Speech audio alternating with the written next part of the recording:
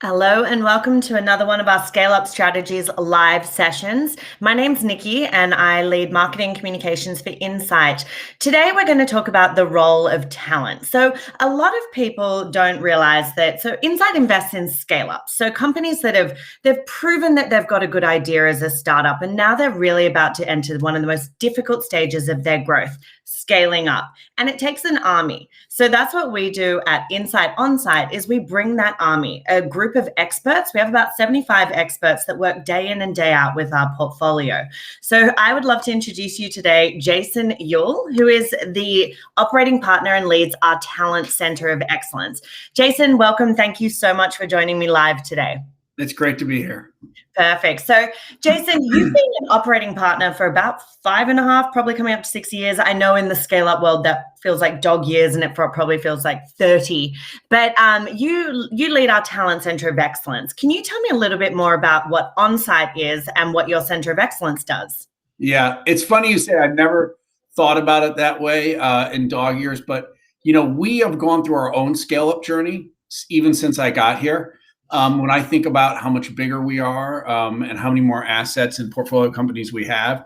And in going through that journey, we really changed how we worked with portfolio companies. And the biggest insight we had is that, founders and CEOs, they need leverage and they have really important leadership teams that they feel can really benefit if they have support. They can't be, everything to everyone at one time. And so they really look to us to be partners with them, not only with them, but with all their C-level leaders. And how we transformed, how we scaled up is we started taking a much more structured and methodical and data-driven approach to what we did. So we had these informal teams that focused on sales and focused on marketing, but we actually created these centers of excellence. And we started with sales, and we took the collective might of Insight and started pulling all the data we were getting from portfolio companies and really did a data-first approach, looking at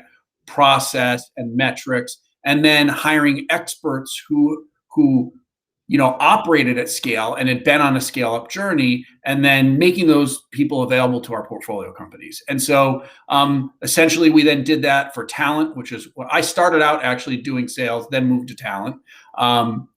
And then we did marketing, and then we did product. And we've always had a large strategy and analytics team, which helps with, M&A and pricing and exit prep and post-merger integration.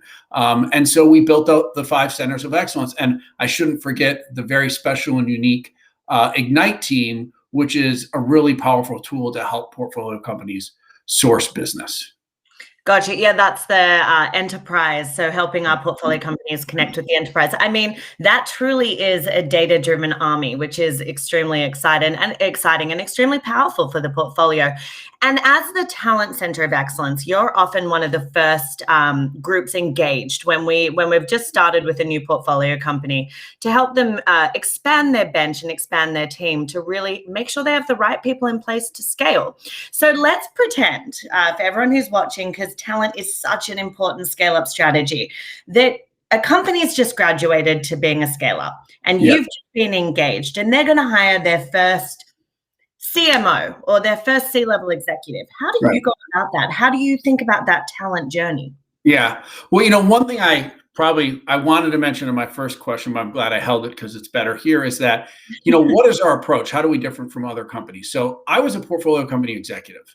I worked at a company. I worked in a $90 million venture funded business, and then I worked at a $190 million PE-owned company.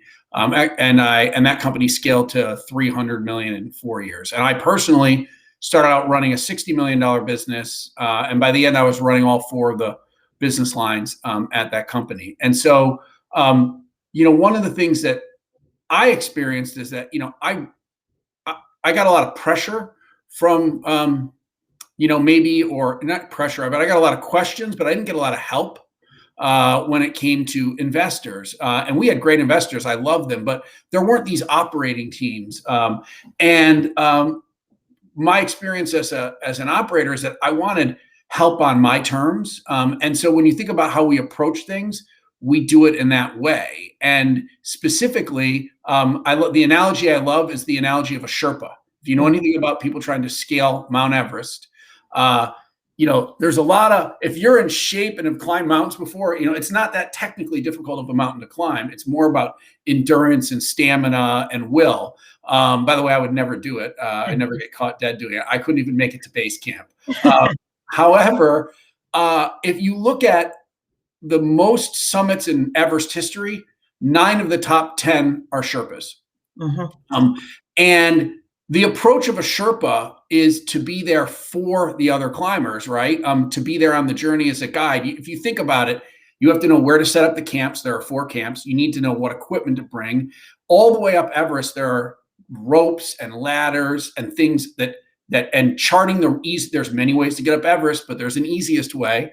And then the Sherpas, carry your equipment, and most importantly, make sure you come back alive, right?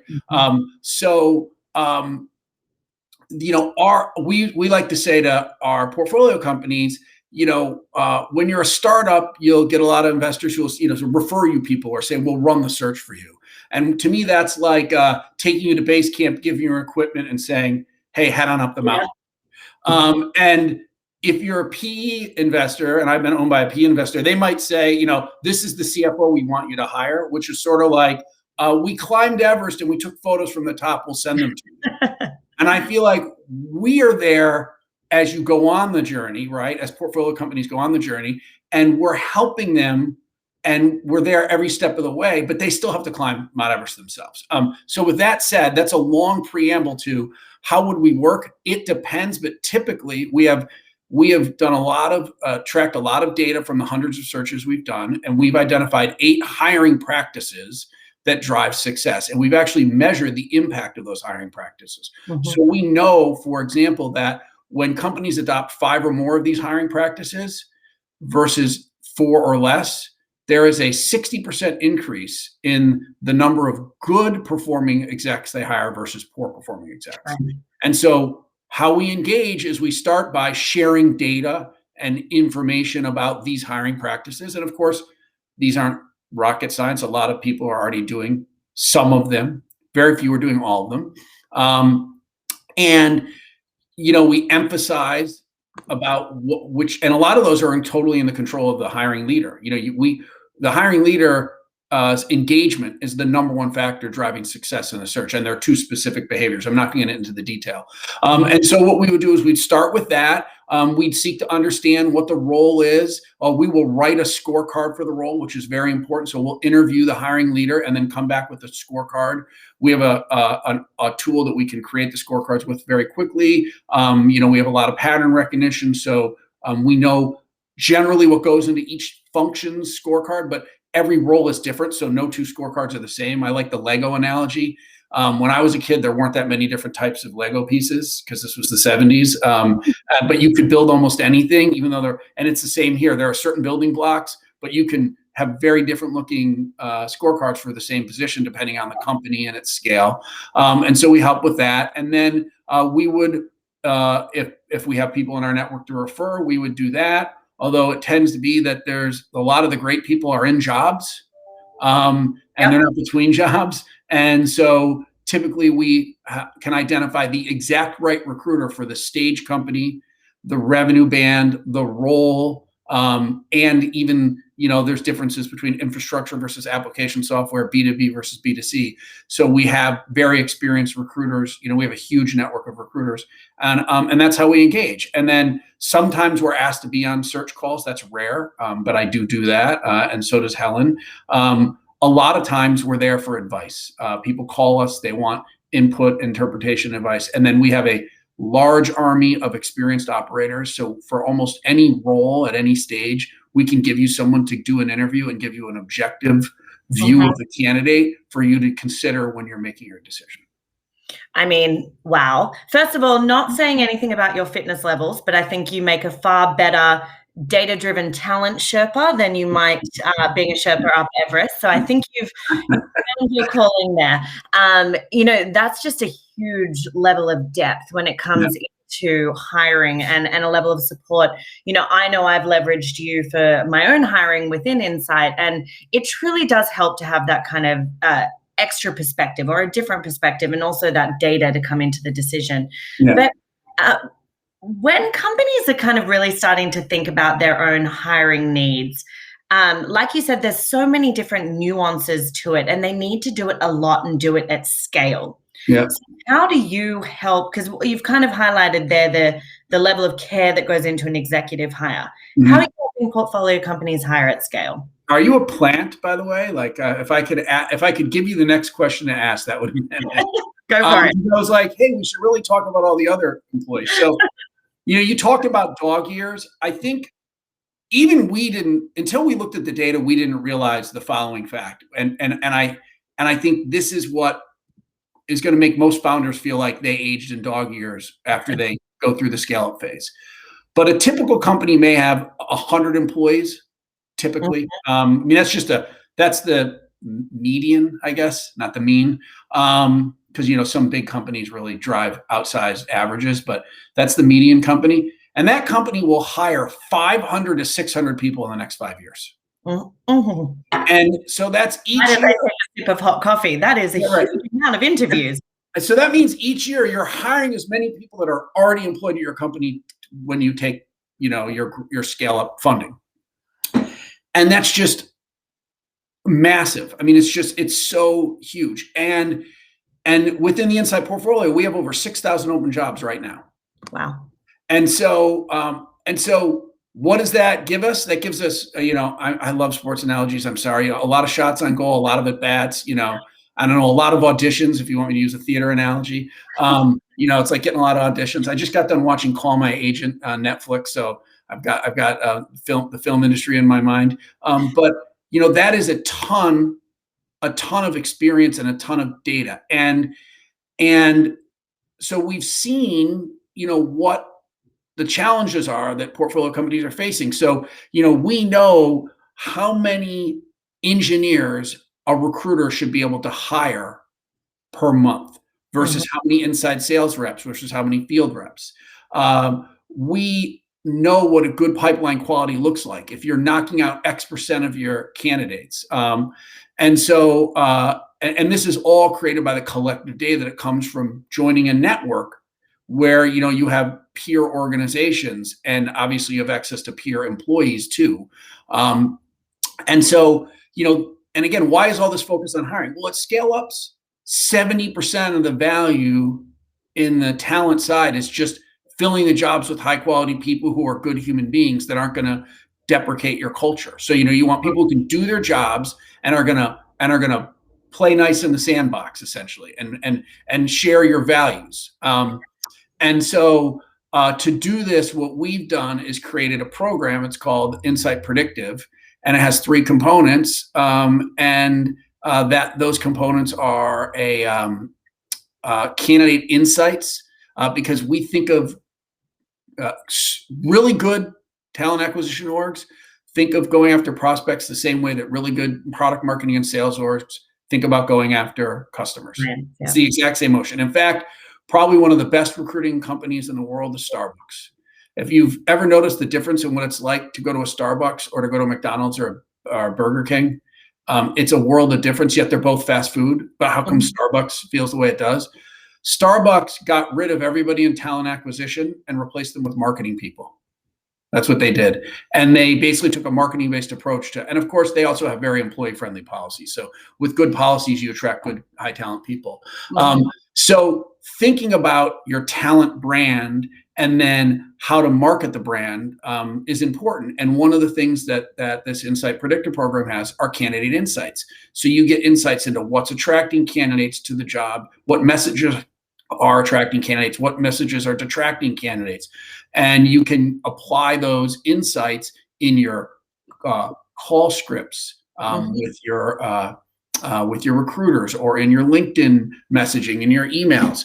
And one of my favorite insights is a lot of companies say they want people with integrity or, quality leadership, effective leadership. Well, you can't say our leaders are effective, right? So what do you have to do? You got to interview your happiest employees and ask them why they work here and what they like about it. And you interview lots of employees, videotape them, and then you catch them saying the things that you know attract good candidates. So when they say, hey, I love the leadership here, you put that on your website. And so there's all this work that goes into sophisticated scaling. And I got to tell you, most startups and scale-ups are not thinking about this because they're focused on product and they're focused on and justifiably on marketing and sales.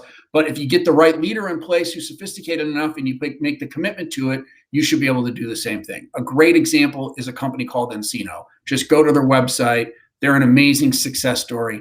They have a brilliant approach to human capital, how they market themselves, how they position themselves. And they've done it all from a market that most people in US-based startups would say, I could never fill out my team from Wilmington, North Carolina, right? No way I could build my team there. And they've done it all from Wilmington. So anyway, the predictive system has the candidate insights, and then it has job matching assessments to help identify what job a person is the best fit for. So you focus on those who are likely to succeed. And then on the back end, they have, the program has structured interview guides by role.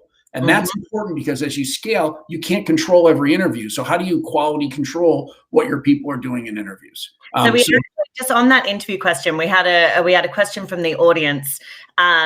Do you look at metrics on churn based on the hiring managers? Because oftentimes they ask the wrong questions. Do you use benchmarking based on? Yeah, I see it. Okay, I see it. Yes. And I'll read them out as they go. So the answer is no. That's pretty interesting. The biggest issue we have at ScaleUp is they're not that big yet, so they don't have a lot of data because they don't have enough data points. So we look at collective churn across the portfolio. We have embarked on a project to create some benchmarks for everything we do, and that's like we have not published this stuff yet. The sales COE has, the marketing COE has. We're behind on that. We're ahead in some other things. You're not too honest. What? You're not too honest. Yeah. You're not that behind. And so we have access to this data. It's very interesting, but we haven't gotten down to that level. But we certainly, you can see trends in attrition. We use it with portfolio companies all the time. I was in a board meeting the other day. There was an argument back and forth. Is our attrition a problem or is it not? It's great when you can just dial up and say, well, here's what involuntary attrition should look like. Here's what voluntary attrition should look like, et cetera. But I will say one thing off the back of this is, data aside, which obviously is the benefit for Insight Partners having a very large portfolio that we've been cultivating over 26 years. But the question here of controlling hiring managers, and one of the biggest challenges as you continue to scale up is you will have more people that are at the front line of your hiring conversations, and those interviews are difficult to quality control. So I do think in the predictive platform, the suggestions and how you work with the different portfolio companies to guide them on what best practice looks like it still helps here. Would you agree? Yeah. No, I mean, that is the whole point. The whole point of those hiring guides are to help as companies scale, because the biggest challenge as you scale is that the founder and the executive team is further and further away from some of these important decisions. And so how do you increase the odds that you get a good outcome? Well, the targeting helps you attract better candidates. The assessments and job matching helps you eliminate really high-risk candidates and prioritize really high potential candidates. And then you're quality controlling so that when you get down to your hiring leaders only have to focus on 1 or 2 finalists, right? Instead of having to interview 9 people. We measured something. The average portfolio company loses 250 person days a year to hiring. Wow. 250 person days a year. If you can and make that more efficient by reducing retention, the Insight Predictive, what we're seeing is lower attrition, faster time to fill, better performance. So if you can reduce the attrition and then you can actually make the whole process leading up to the hiring manager interview more efficient, so then your best people are focusing on fewer conversations, then it can be very, very high impact. And you don't have to lose those 250 man days. Or if you're going to use them, you're going to use them to hire great people. Absolutely. I'm not going to lie. I greatly value having the support and the suggestions. I'm not a great hiring person, although I've had to do it a lot in my career. One thing that always stood out, because I leverage your excellence as much as our portfolio companies do, when we were talking a while ago, was that transition from startup to scale up. When you're a startup, and for anyone that's tuning in live right now, we're talking to Jason Ewell, the operating partner of our Talent Center of Excellence, about how to make sure that talent is a scale-up strategy for your business. Oftentimes when companies and executives and entrepreneurs are going through those growing pains from startup to scale up, they're used to hiring from their local pools. Most of their top team is probably people they went to college with, or maybe it's their best friend's brother's dog walker. It's people they know. But as you scale, you really need to expand. And that can often mean bringing in people at more senior levels and reorging. You had some really interesting points of view about those first critical hiring decisions. How do you provide counsel to earlier stage entrepreneurs as they think about this? Now I'm going to spend the rest of this call trying to figure out what interesting point of view you're talking about, because I don't know, but I'm going to answer. I mean, you sort of said it, which is, and I would say it's not just dog walkers and brother-in-laws. I think it's just people they've worked with before, they know really close, people in the local community ecosystem. So, but it is, the hiring can really, if you don't do it right, it can do a lot to screw up the culture. And so one, hiring people that will perform, that's the most important, and two, that will share your values. So the biggest mistake I see portfolio companies make and founders make is they put culture first in their hiring process. Culture can also be a form of bias. And so you have to be careful. And biases come in all shapes and forms, style bias, there's just all these ways. But there's a ton of evidence that shows that human beings are very biased when it comes to making hiring decisions. I think it was University of Washington. It was definitely somewhere San Fran or North. One of the major, universities did a study where they filmed individuals. A very famous study where they filmed the faces of individuals as they were interviewing, and they could predict within a minute. They could predict with like 75% certainty whether that person would actually hire the individual they were talking to. Wow. So the person was.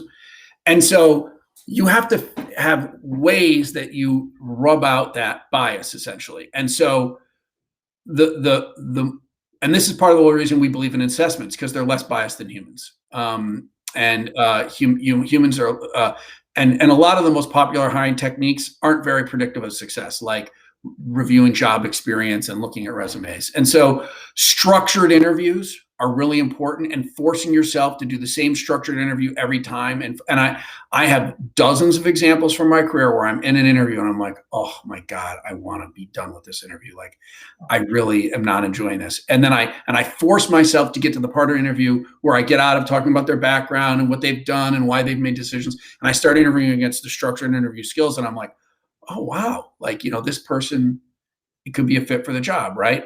And then I see the opposite where I'm like, oh, I love this guy. This is so, and then I interview them, I'm like, oh my God, they don't know how to do this job at all, right? So, there's many layers that you need to be able to discover. Right, and startup entrepreneurs have very intuitively gifted. And so if you take those intuitive gifts that for product and go to market, and you apply them in the first 30 minutes of an interview, and you don't like the person and you stop giving the interview attention and time, you end up missing out. And so I say put culture later in the process, because initially, first conversation when you're trying to scale up is to tell the story. The founder or the hiring leader, if it's not a C-level exec, should get on the phone and talk about the company and the mission and what they're doing and why, and let the person ask questions. My first interview, an hour, I don't ask a single question. I have one question at the end. Are you still interested in this job? That's it. I asked one question in my first interview.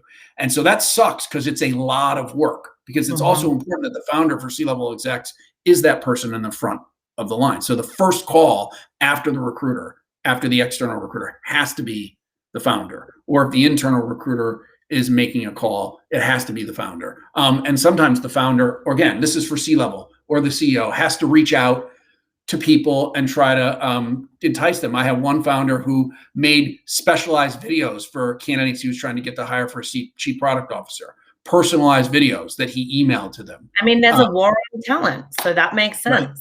So basically, you have to have that conversation. And then the next step is to do a structured interview assessing skills, to do a real interview.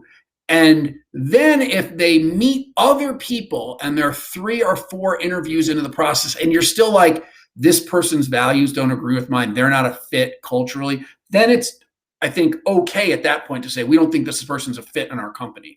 But the mistake of filtering out for culture early is a huge mistake. And so I think those are some of the things that I think are super important in terms of how you approach it. And then I would say, one of the greatest aspects of founders is that they're loyal to their teams. But the great founders that have scaled and gone public, what they all have in common that I've seen is they know when a person has reached their limit, it's a time to bring in someone else. What I see a lot at companies go from startup to scale up, so you have some super athletic, really talented young people who want to keep getting the bigger job and the bigger job, but maybe they can still grow and be an amazing contributor to the company, but may not get the job they think that they covet or think they deserve. Those are difficult, and that's an unpopular position. But having seen the people who ended up going public, that was one of the things they all had in common. They knew when it was time to bring in help, and they weren't afraid of bringing in big people who had big experience, big abilities. That was exactly the advice I was looking for, because, I've been through that where it's a tough conversation to have, where it's, you're young, you're talented, you're dynamic, you've been here from the start. But for us to go to the next level, we need to make sure that we bring in other people with new experience, oftentimes executives that might have done it at a much larger company, to come in and really ease the path forward. So that's exactly what I was thinking about. So what about on the flip side? Because you talk to a ton of people at, Fortune 100s, large companies, about joining a scale up. And so what are some of the, the conversations that you're having when you are recruiting on behalf of the portfolio?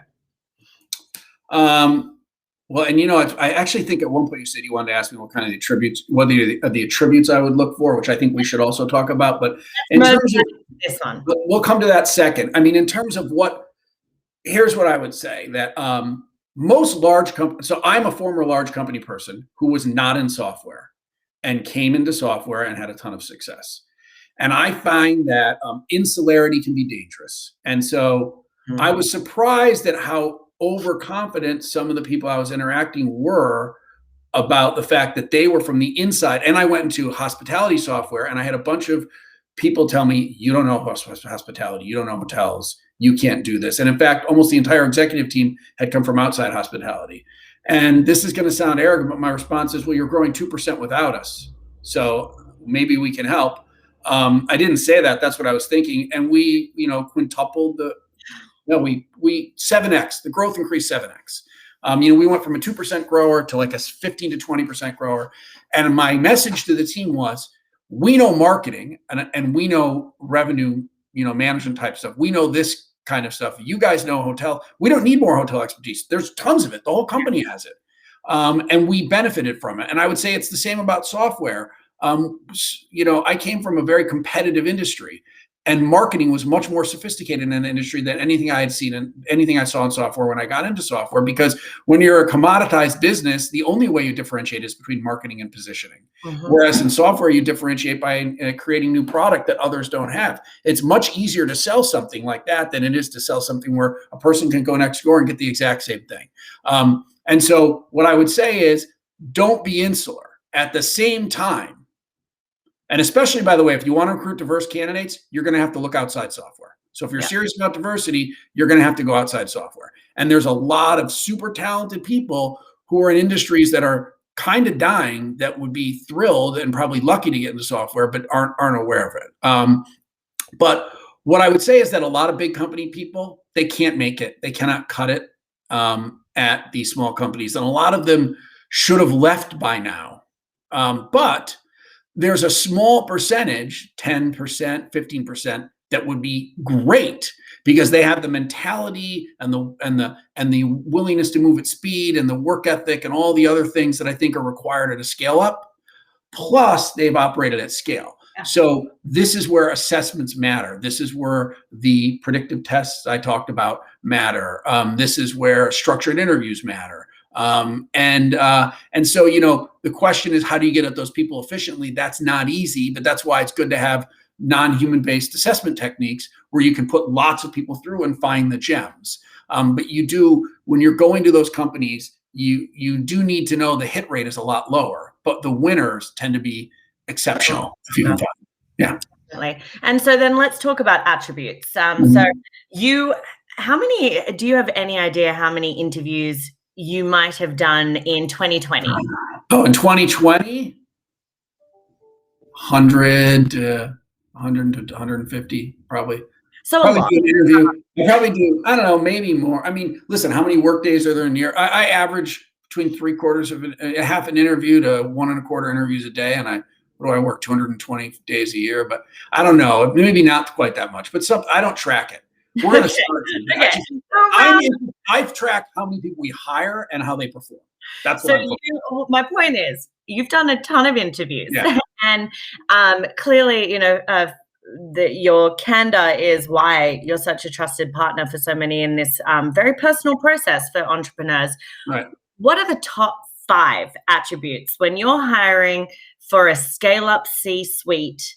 So any C-suite leader, What are the 5 attributes that you're most drawn to and looking for success? Sure. So there are, I put elements you're looking for in a candidate into 3 categories in priority order: skills, which are the most important; traits, those are character traits, which are measurable; and experiences or experience. And experience is the least important. And so I will talk about generic skills rather than specific skills. So generic skills that cut across executives: decision-making and problem solving, and in particular, the approach to decision-making and problem solving. Can they demonstrate that they can look at a new situation, diagnose, and then choose a course of action, and then it's the right course of action? Do they have a track record to prove they've done that? Can they explain how and why they did it, what choices they made and why and how it turned out? Can they be humble about their mistakes and ready? Are they just selling me, or are they going to be honest? Because if you introduce me to an executive who hasn't made mistakes, then they're not taking enough risk. And that they have an approach to doing all that. So that is one, decision making. Okay. It is just really hard. The biggest differentiator for the people that make it all the way to the top and those that don't is the degree of decision making skill they have, right? How far can you go? Do you have VP level decision-making skill? Do you have SVP level? So that will be one. 2 is leadership, hiring and coaching. Right. Now leadership can involve many, many other things, but I think about it as people leadership. Like, do you know how to hire? Do you have an approach to hiring? Do you have, and can you articulate that? Can you defend how you hire? And then how do you coach? If given different coaching scenarios, how do you respond? The 3rd would be that they demonstrate they know how to mobilize an organization to behave. They can drive behavior in the organization. They can, and I don't mean like behave like little kids, behave, young man. It's like, how do you get people to act? Act. How do you get them to act and take the actions that are the right actions, and that you can do it in a systematic way across hundreds of people in multiple layers? And then there are 2, so those are skills. Those are generic skills. There's a lot of specific skills depending on whether it's product or sales. And then the specific skills, the traits, the most important ones are work ethic, or conscientiousness or something like that, resilience, or grit, or whatever people like to say, and security. In other words, lack of insecurity. Insecure execs are not good execs. Execs across life, right? So there are 2 types of insecure execs. you told me it was all right if I swore, so I almost did, but I'm not going to. The insecure execs who are like, buzz off, I know everything, or tell me exactly what to do and I'm going to do what you say, so I'm not accountable for the decision you are. Those two execs are those are two forms of insecurity that are very bad. What you want is someone who's open to learning from others, but is going to own decisions and make decisions themselves and be accountable for them. All right. I don't even know if you gave me 5, but you gave me great ones. I gave you 5. I did. I gave you, well, if you count traits as more than one, I gave you 7. Okay.